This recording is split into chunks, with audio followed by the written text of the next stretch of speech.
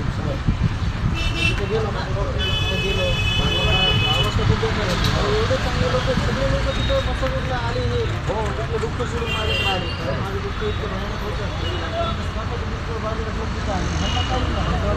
हो, राजकारण 5 मिनिटं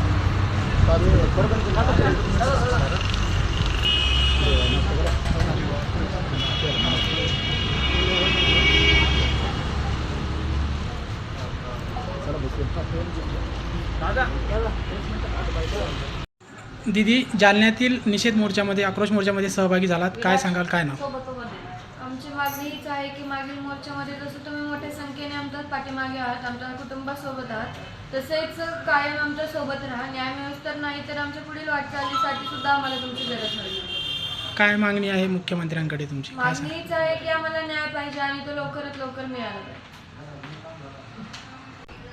आमची मागणी हीच आहे की आम्हाला न्याय मिळाला पाहिजे आणि त्यांच्याकडे पण आम्ही हीच मागणी केली की आम्हाला लवकरात लवकर न्याय मिळाला पाहिजे. त्यांनी पण बोलले की आम्ही पण तुमच्या सोबत आहोत आणि जोपर्यंत आरोपींना शिक्षा होत नाही तोपर्यंत मीही शांत बसणार नाही आणि तुम्हाला न्याय जरूर मिळेल. एवढीच मागणी आहे की CDR नुसार जे कोणी आरोपी निघतील किंवा त्यांना मदत करणारे कोणी असतील त्यांना पण यामध्ये सहआरोपी करून त्यांना पण कठोरात कठोर शिक्षा झाली पाहिजे आणि माझ्या वडिलांना आपल्या सर्वांना लवकरात लवकर न्याय मिळाला पाहिजे. की आज जालन्यामध्ये जे आहे जन आक्रोश मोर्चा आहे, काय तुमची मागणी असणार आहे? काय प्रमुख मागणी आहे आमची की आमच्या कुटुंबाला न्याय पाहिजे, समाजाला न्याय पाहिजे आणि जे झालेले चुकीची घटना आहे याचा निषेध करून ही परत घटना घडली नाही पाहिजे, ही आमची प्रमुख मागणी आहे. 1 महिना झाला घटना घडून, आणखी अद्याप बरेचसे आरोपी जे आहेत आणखी ताब्यात घेतले नाही किंवा अटक केली नाही. ते का शोधले नाहीत, ते कुठं होते, त्यांना कोणी आसरा दिला, त्यांना कुणाचा अभय आहे, हे तपासातून पुढे येईलच. मागणी फक्त एक असेल की त्या आरोपीला लवकरात लवकर अटक करावी.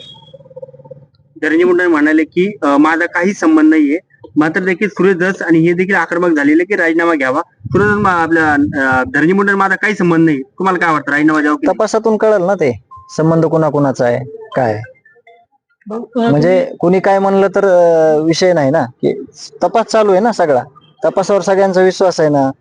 सरकारने सगळा तपास लावलेला आहे, यासाठी स्थापन केलेली आहे, CID आहे. त्या तपास अधिकारी सगळे सांगणार आहेत ना जनतेला आणि शासनाला पण की कुठपर्यंत तपास आलाय, ह्याच्यात कोण दोषी आहेत आणि आपण दोषीवर कारवाई करा म्हणून अशी मागणी केलेली आहे. त्याच्यामुळे ते सगळं समोर येईल आपल्या. मुख्यमंत्र्यांची भेट घेतली होती, काय सांगलं मुख्यमंत्र्यांना सगळा विधिवृत्तांत सांगितला. हे किती दिवसापासून चाललं होतं, हे कसं घडलं, हे कशामुळे घडलं, ह्याला जर आपण वेळीच बंधन घातलं असतं, वेळीच काही गुन्हे नोंद केले असते तर ही घटना घडली नसती. हे सगळं त्यांना आम्ही पूर्ण माहिती दिली. बीडच्या घटनेवरून सुरेश धस असतील, आमदार क्षीरसागर असतील, सगळे आक्रमक झालेले, मात्र जालना जिल्ह्यातील एकही आमदार मात्र या संदर्भात बोलायला तयार नाहीये.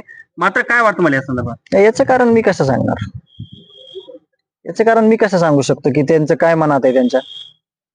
त्यांनी फक्त आम्ही न्याय मागतोय, न्यायाच्या भूमिकेत सगळ्यांनी आलं पाहिजे, सगळ्यांवरच वेळ येते, त्यांनी त्याचा विचार करून ह्या भूमिकेत यावं. ह्याच्यामध्ये फक्त न्याय मागताय समाज आणि न्यायाच्या भूमिकेत येणं म्हणजे एकदम एकदम ह्याच्यात चुकीचं काहीच होणार नाही ना. त्यांना उलट समर्थन भेटेल सगळ्या गोष्टीत.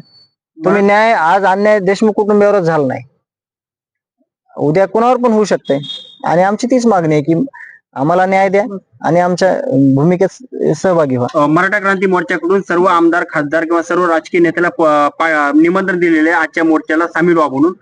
तुम्हाला वाटतं की येतील म्हणून सगळे? काय माहिती आता इथं आम्हाला कसं माहिती होणार ते येणार का नाही येणार, कारण आमंत्रण आयोजक हे जालना जिल्ह्यातले आहेत ना सगळे, त्याच्यामुळे त्यांनी कोणाला बोलवलंय आणि कोण येणार आहे हे प्रत्यक्ष आपल्याला तिथं स्टेजवरच कळेल कोण आलं आणि कोण नाही आलं ते.